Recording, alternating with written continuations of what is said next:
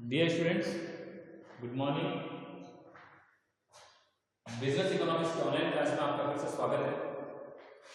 Last video में सीमांत उपयोगिता, कुल उपयोगिता, औसत उपयोगिता के बारे में बात की थी।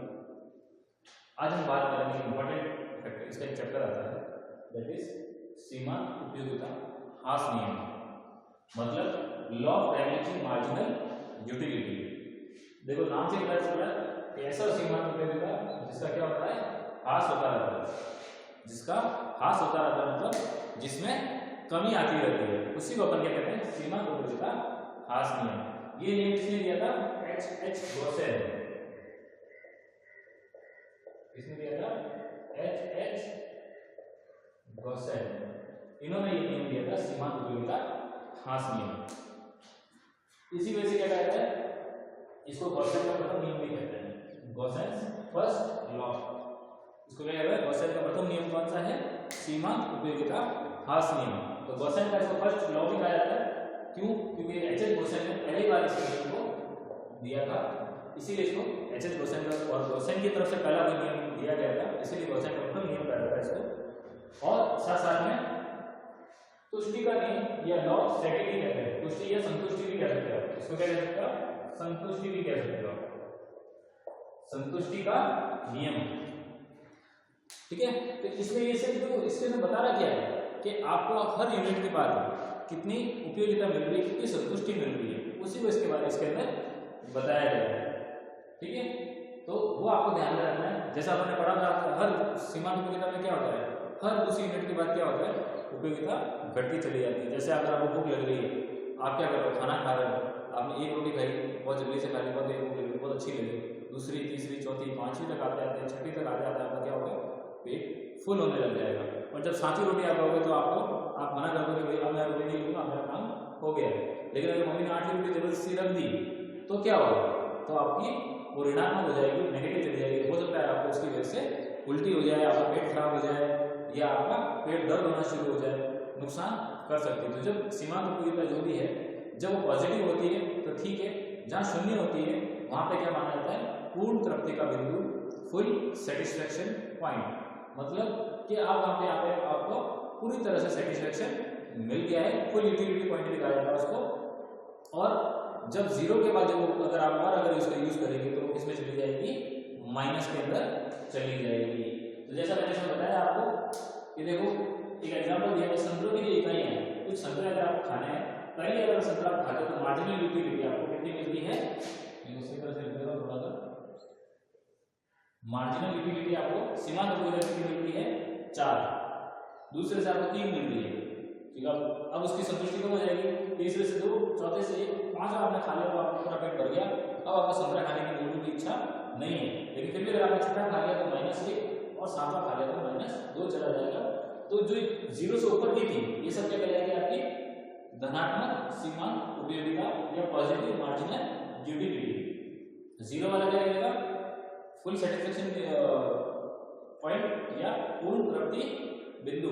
और ये वाला क्या कहलाएगा, ऋणात्मक, जो माइनस वाला है उसके बाद वो क्या कहलाएगा आपका, ऋणात्मक मार्जिनल सीमांत उपयोगिता या नेगेटिव मार्जिनल यूटिलिटी। तो इसको अपन डिस्कस बाद में करेंगे, लेकिन आपको ध्यान में रखना है बस कि गॉसेल के हिसाब से क्या कहा जाता है कि सीमांत उपयोगिता घटते दर से प्राप्त होती है। आपको हर दूसरी यूज के बाद आपको क्या होगा, उसकी जो उपयोगिता है, उसकी जो संतुष्टि है, जिससे आपको सेटिस्फेक्शन मिल रहा है वो कम होता चला जाएगा। एक टाइम पे आपको क्या मिल जाएगा, फुल सेटिस्फेक्शन मिलेगा। और उसके बाद भी अगर आप उसका यूज करना शुरू रखते हैं, उपभोग करना जारी रखते हैं, तो फिर आपको क्या होगा, या तो नुकसान होगा या वॉमिट हो जाएगी। ठीक है ना, तो ये नियम कहता है गॉसेल का। अब ये कहता है कि नियम के संबंध में कुछ ध्यान देने योग्य बातें हैं, सब इंपॉर्टेंट थिंग्स जो आपको ध्यान में रखनी है नियम के बारे में। सबसे पहली चीज क्या कहते हैं, ये हास दर की चर्चा नहीं करता है। क्या कहता है कि ये तो कह रहा है कि सीमांत उपयोगिता मार्जिनल यूटिलिटी घटते हुए क्रम में मिलेगी, आपको गिरते हुए क्रम में मिलेगी। ठीक है, बट ये नहीं बता रहा है उसकी दर क्या रहेगी, क्या वो निश्चित दर से गिरेगी या अनिश्चित दर से गिरेगी। वो ये कहता है कि इसको आप माप नहीं सकते। क्यों? क्योंकि एक मनोस्थिति पर निर्भर करता है, ये मन की स्थिति पर निर्भर करता है। आपको बहुत तेज भूख लग रही है, जैसे फॉर एन एग्जाम्पल आपको मैं देता हूँ कि आप जनरली 5 रोटी खाते हैं, जब आपको नॉर्मल खाना मिलता है तो आप 5 रोटी खाते लेकिन जिस दिन आपकी मनपसंद सब्जी बने उस दिन आप 6 या 7 रोटी भी खा लोगे। क्यों? क्योंकि क्या होता है, मनोस्थिति, मन कहते हैं ना वो अपने कहते हैं पेट भर गया लेकिन मन नहीं भरा, तो मन नहीं भरेगा तो फिर आपको सेटिस्फेक्शन मिलता रहेगा। जिस समय आपको मन को लग रहा है कि हाँ अब मेरे को पूर्ण तृप्ति मिल गई है, तब आपको वहाँ पे क्या हो जाएगा, सेटिस्फेक्शन मिल जाएगा, पूर्ण तृप्ति का बिंदु आ जाएगा। तो ये इसलिए कहता है कि ये मनोस्थिति पर निर्भर है, मन की स्थिति पर, ठीक है ना। तो इसकी वजह से ह्रास दर की चर्चा हम नहीं कर सकते हैं। ह्रास दर हम नहीं बता सकते कि मन किस दर से उसको सेटिस्फेक्शन मिलेगा। जहाँ मनपसंद सब्जी है वहाँ 7 रोटी खाई जा रही है, एक ही चीज उतनी ही मतलब तृप्ति के लिए। लेकिन अगर आप सामान्य कोई नॉर्मल सब्जी है तो आप 5 रोटी या 4 रोटी खा रहे हैं, आपको पसंद नहीं आ रही, 3 रोटी में हो जाएगी। तो वहाँ पे ये मन की स्थिति पर निर्भर करता है। इसलिए ह्रास दर आपको नहीं बता सकते कि किस तरीके से वो डायमेंशन हो रही है, किस तरह से वो नीचे, किस रेट से वो नीचे गिर रही है। फिर आता है प्रत्येक अगली इकाई की सीमांत उपयोगिता घटती है। ये क्या कहता है, प्रत्येक अगली इकाई की, जैसे मैंने एक से दूसरी की तो सीमांत उपयोगिता घटने 3 आ गई, दूसरी से तीसरी करी, एक अगली इकाई करी तो तीसरी घट के दूसरी पे आ गई, 2 उपयोगिता मिलने लगी, 2 के बराबर उपयोगिता मिलती है उसको। तो यहाँ पे कहता है कि प्रत्येक अगली इकाई के उपभोग से जो सीमांत उपयोगिता है वो घटती रहती है, वो गिरती रहती है। तो इस चीज का आपको ध्यान रखना है। फिर क्या कहता है, कुल उपयोगिता में वृद्धि तो होती है पर घटती दर से। ये क्या कह रहा है, टोटल यूटिलिटी जो है कुल उपयोगिता उसके अंदर वृद्धि तो हो रही है। देखो यहाँ से अगर कुल उपयोगिता की बात करें 4 के बाद 7, 9, 10, 10, ये क्या हो रहा है, यहाँ पे कुल उपयोगिता में वृद्धि हो रही है बट घटते क्रम से। 4 के बाद 4 दूनी 8 होता है, 8 के 7 ही हुआ, 7 के बाद से 2 पॉइंट बढ़े 9 ही हुआ, ठीक है ना। अगर परसेंटेज की बात करें तो यहाँ पे अराउंड 90% बढ़ा। फिर 7 के बाद अगर 50% की बात करें तो अराउंड 25-30% करीब 30% की दर से और बढ़ा। तो यहाँ क्या हो रहा है, यहाँ पे 80% बढ़ रहा था, यहाँ 30% बढ़ गया। तो ये क्या हो रहा है, बढ़ तो रहा है बट घटती दर से। तो ये क्या कहना है, उपयोगिता में वृद्धि होगी पर वो दर कैसी होगी, रेट कैसी होगी, डायमेंशन होगी, घटती हुई दर से आपको कुल उपयोगिता में वृद्धि होगी। फिर क्या होगा, कुल एक जगह जाके क्या होगा, सीमांत उपयोगिता 0 हो जाएगी। ये यहाँ पे क्या हो रहा है, सीमांत उपयोगिता 0 हो गई है, मतलब 0 हो गई है। दैट मीन्स यहाँ पे क्या होगा, कुल उपयोगिता अधिकतम। जहाँ पे ये 0 होगा वहां पे आप देखेंगे जो टोटल यूटिलिटी है वो कैसी होगी, मैक्सिमम। टोटल यूटिलिटी कैसी होगी, मैक्सिमम। आपको ध्यान ये रखना है कि जहाँ सीमांत उपयोगिता 0 होती है, 0 होती है, या जिसको अपन पूर्ण तृप्ति का बिंदु कहते हैं, फुल सेटिस्फेक्शन कहते हैं, वहां पे कुल उपयोगिता हमेशा सबसे ज्यादा होगी। फिर क्या कहता है अगला पॉइंट, सीमांत उपयोगिता के 0 होने के बाद ऋणात्मक सीमांत उपयोगिता प्राप्त होती है। सीमांत उपयोगिता जहाँ 0 हो जाएगी, जहाँ सीमांत उपयोगिता मार्जिनल यूटिलिटी 0 हो जाएगी, उसके बाद की जो भी उपयोगिता है वो कैसी हो जाएगी, ऋणात्मक मिलेगी, आपको नेगेटिव मिलेगी। अगर आप फिर भी उपभोग जारी रखेंगे तो कहीं ना कहीं आपको वो नुकसान करती चली जाएगी। जैसे फॉर एग्जाम्पल मैं देता 5 रोटी आपकी कैपेसिटी है, आपने 5 रोटी खा ली, उसके बाद अगर आप यूज करना चालू कर रहे हैं कि नहीं खाना है मुझे, तो सीमांत उपयोगिता आपकी ऋणात्मक हो जाएगी। और सीमांत उपयोगिता ऋणात्मक होगी तो क्या होगा, दैट मीन्स आपको माइनस करना है जो पेट के अंदर गया है, दैट मीन्स आपको वॉमिट हो सकती है, उल्टी हो सकती है और आपको जो खाया पिया है वो बाहर आ जाएगा आपका। तो यहाँ से सीमांत उपयोगिता पूर्ण तृप्ति के बाद अगर जारी रखते हो तो वो ऋणात्मक हो जाती है। फिर क्या कहता है, एक बड़ी चीज कहता है, कुछ वस्तुओं की सीमांत उपयोगिता धीरे धीरे कम होती है और कुछ वस्तुओं की बड़ी तेजी से। ये क्या कहता है, जो सीमांत उपयोगिता है, मार्जिनल यूटिलिटी है, वो कुछ वस्तु, कुछ प्रोडक्ट्स की क्या होती है, धीरे धीरे कम होती है और कुछ प्रोडक्ट्स की कैसी होती है, बहुत तेजी से कम होती है। जैसे फॉर एग्जाम्पल संतरे की बात करें या रोटी की बात करें तो आपको धीरे धीरे कम हो रही है, 1 रोटी 2 रोटी आप 6-7 रोटी तक खा सकते हैं, ठीक है ना, 5 रोटी 6-7 रोटी तक खा सकते हैं।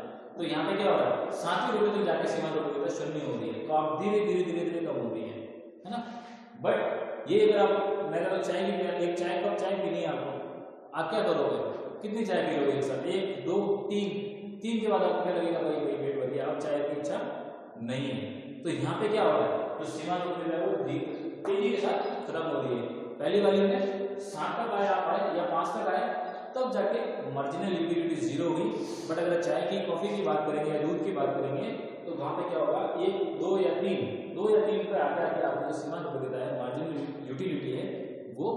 0 हो जाएगी। तो ये आपको ध्यान रखना है। सबसे पहली चीज ह्रास तो होगा, कमी तो आएगी, बट किस रेट से आएगी वो आप नहीं बता सकते। दूसरा, हर दूसरी इकाई से, हर दूसरे प्रोडक्ट के यूज से आपको जो मार्जिनल यूटिलिटी है, सीमांत उपयोगिता है, वो घटती दर से प्राप्त होगी। कुल उपयोगिता वृद्धि होती रहेगी, पर वो भी घटती दर से होगी।